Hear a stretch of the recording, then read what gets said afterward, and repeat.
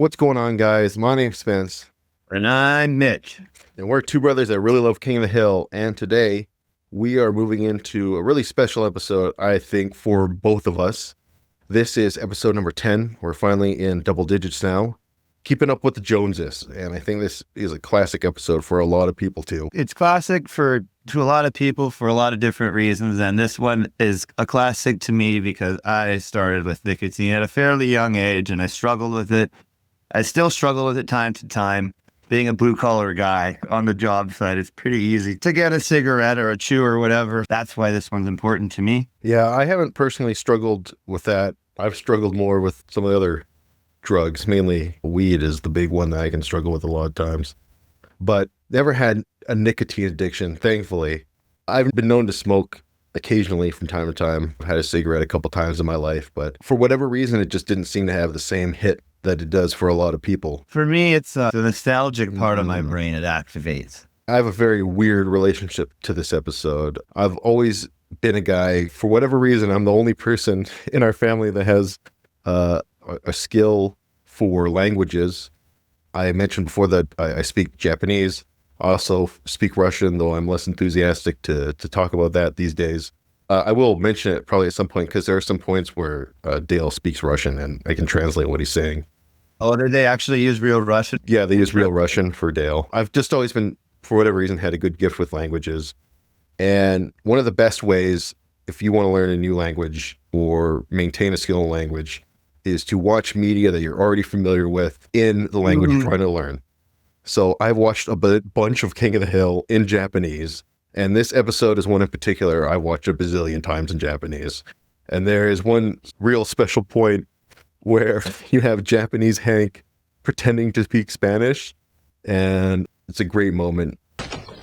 誰かいるのか? トイレを使いたいんだけどね. Es esta one ocupado? Sí. Bobby, お前だな. Forgot to mention also that Manitoba cigarettes are the official cigarette of the Canadian Mounted Police. That's true. I can confirm this. Yeah, being Canadian, if we can confirm, yeah.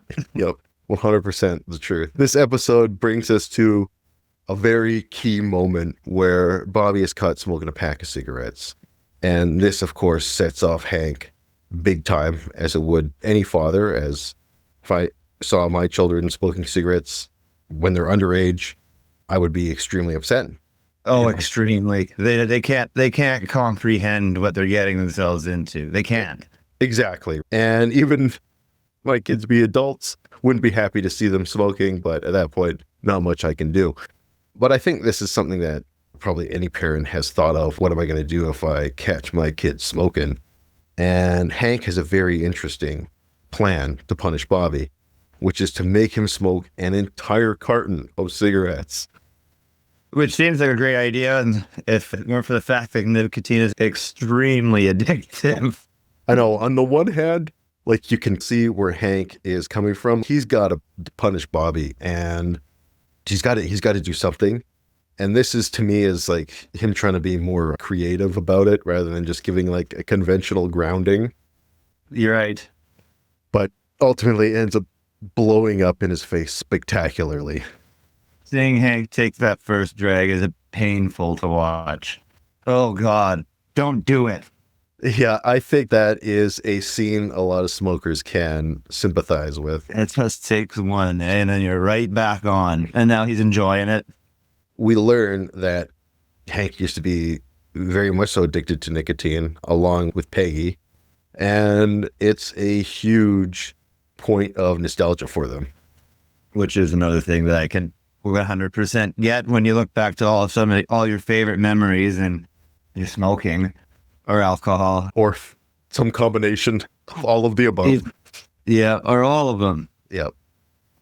But ultimately, Hank gets the reaction from Bobby that he wants, where he just smokes so many cigarettes he ends up puking. And he thinks he's been victorious. Man, this is such a great shot for 90s animation. It's a simple thing, both of them smoking at the same time, but they did a great job at using the animation to illustrate the point. Yeah, they zoomed her out and zoomed her in. The billboard for cigarettes, that's from a bygone era. This is something I definitely could see myself doing to get over the jonesing is just any stupid little task to get my mind off of it. That's where being a blue collar guy is helpful because there's always stupid little tasks to do. But then in your downtime, you get sucked into the That's back. exactly what's going on right here between Hank and Enrique. And that's another thing. This is our first real interaction with Enrique, and they replaced Enrique's voice actor in, what is it? I think season 1 or 2, with who we all know and love, the famous and great Danny Trejo.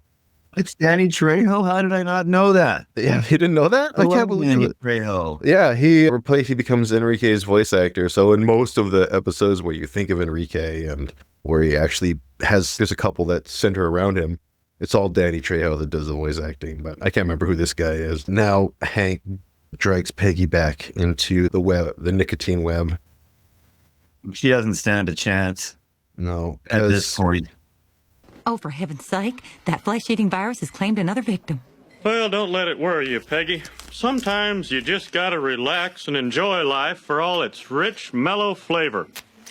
Exactly, because it does a great job portraying the nostalgia associated with it, because this was their young and adventurous time, getting to know each other, getting to explore the world together, carefree time before kids. Yeah, falling in love.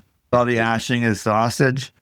All the great little visual details and touches. Hank comes out to all his buddies that he's smoking, and 2 of them chastise him immediately. Power's a good friend, eh? Yeah, he is a good friend. He is always looking out for everybody. Yeah, he cares about everyone's best interest. Dale's right on board. Dale, not so much. Yeah. One thing they really screw up in the Japanese version of the show is Boomhauer, because they just make him talk fast, but in Japanese. English is a slow language. We speak 150 words a minute. Japanese speak 240 words a minute. So almost 100 almost 100 words faster a minute than we do. So it's like he's just talking fast. The language already talks fast. It's too much. The Japanese folks make awesome auctioneers. The Japanese auctioneer is 800 words a minute. Now they all have to try and quit together. And Hank gets dragged to this support group. And this is another great moment I love, because it's another thing to play off Hank, right? Totally outside his element here. And we find out Bill goes to the quitting smoking seminars just for the human contact. Which is fucking sad. So sad. Oh man. Well, we'll get to know. We haven't really gotten to know much about Bill yet in the first season, but the true depths of his character and how sad and pathetic he is are yet to be revealed. Yeah, he's super layered, because at the very center there's that heart of gold. Yeah, it's surrounded by a lot of crap. And of course, Hank has to defend himself for getting Bobby addicted to nicotine. The whole room was chastising him. Hank won't take it. He defends himself and walks out, tells him to get off their high horse. That was number 2 for my favorite quote. The 13th step. I tell you what you need to do. You need to take a 13th step. Down off your high horse. Yeah! Luann steps up as the voice of reason for the family and does everything she can to support them to get off smoking. He desperately doesn't want to go back to the trailer park. I think it's a little bit over the top to suggest that just because you're smoking, you live in a trailer park. I know what you mean. And this is another one of my favorite scenes. Bobby, the patch goes on your shoulder. Bobby! Bobby! Bobby, spit it out! Spit it out!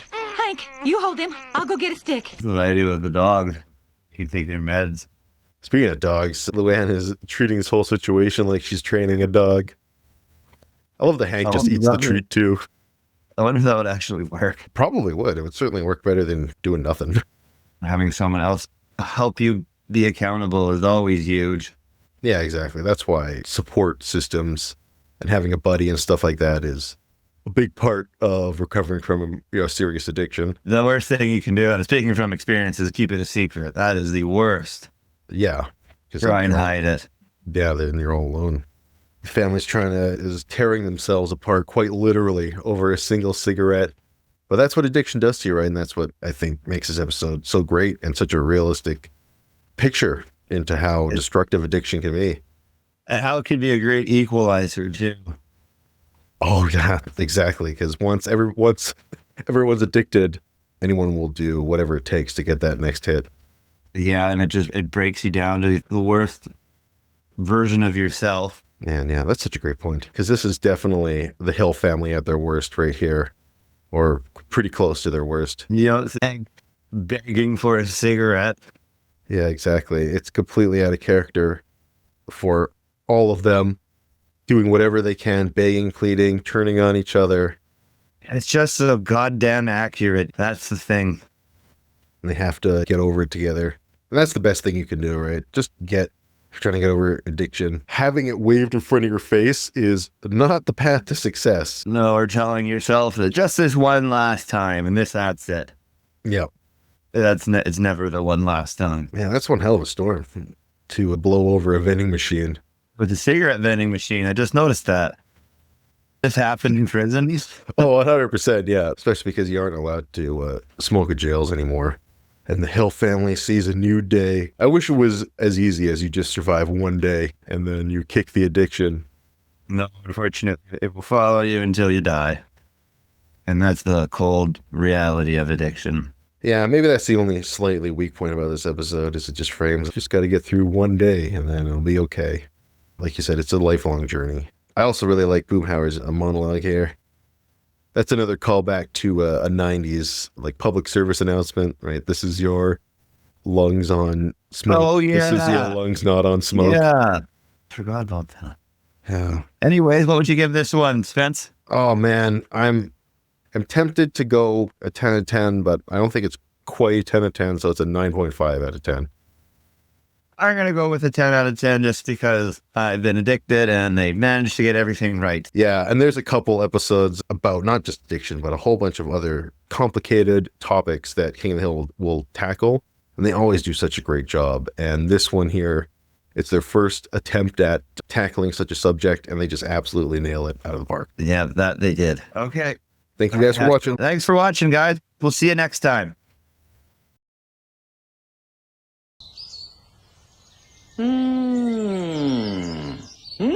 よう、タバコなんてやめろよ。お前のそんな格好見てると薬中みたいに見えるぜ。それに吐いた煙のニコチンでこっちが頭痛くなっちまう。なあ、もうやめろってばよ。おい、ハンク、確か禁煙したはずだろ。よくぞ改心したな、兄弟。この日が来ると思ってたよ。デール、夜な気持ち悪い。